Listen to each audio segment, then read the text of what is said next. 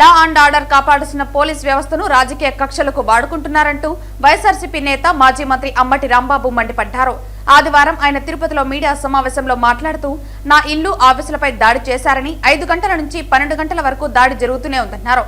పోలీసులు ప్రేక్షక పాత్ర పోషించారని అంబటి ఆగ్రహం వ్యక్తం చేశారు.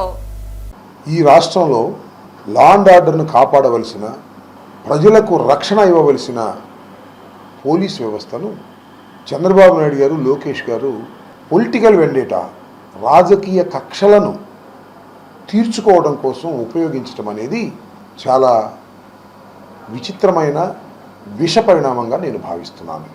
దానికి 31వ తారీఖున నా మీద జరిగిన దాడి, ఆ తరువాత నన్ను అరెస్ట్ చేసి 18 రోజుల పాటు రిమాండ్లో ఉంచినటువంటి సంఘటనలను బట్టి రాష్ట్రంలో ఉన్న ప్రజానీకానికి అందరికీ అర్థమై ఉంటుందని నేను భావిస్తున్నాను.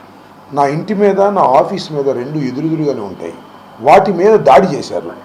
దాడి అంటే ఏదో అలా వచ్చి దాడి చేసి పారిపోలేదు.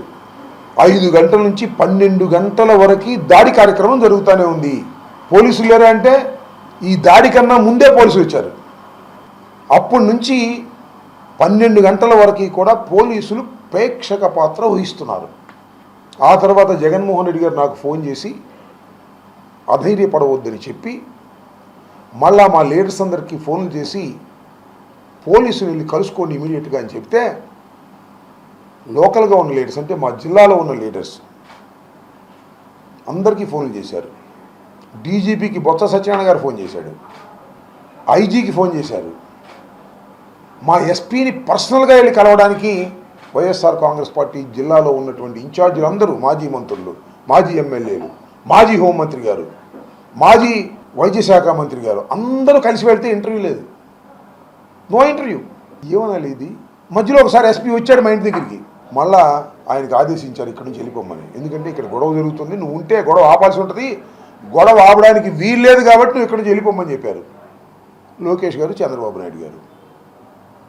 రాజకీయాల్లో వైరుధ్యాలు ఉంటాయి, భిన్న అభిప్రాయాలు ఉంటాయి. అక్కడక్కడ కొన్ని దాడులు కూడా జరిగాయి, పూర్వం జరిగాయి, తర్వాత జరిగాయి. ఏమిటి విచిత్రమైన విషయం? లా అండ్ ఆర్డర్ ఉందా? పోలీసులు ఏ విధంగా ఉపయోగిస్తున్నాడు చంద్రబాబు నాయుడు గారు, లోకేష్ గారు? దీనికి సభ్య సమాజం స్పందించదా, అడగదా, మాట్లాడదా అనేది నా ప్రశ్న. దీన్ని ఆలోచించమని విఘ్నులైనటువంటి ఆంధ్రప్రదేశ్ ప్రజానీకాన్ని వినయపూర్వకంగా నేను కోరుకుంటున్నా. పార్టీలకు అతీతంగా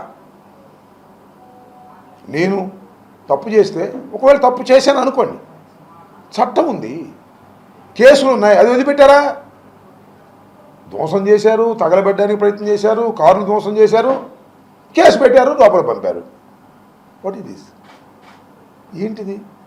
ఇలాంటి దురదృష్టకరమైనటువంటి పరిస్థితులు రాష్ట్రంలో ఉండటం శ్రేయస్కరం కాదు అనేది నేను మాట్లాడటం కాదు.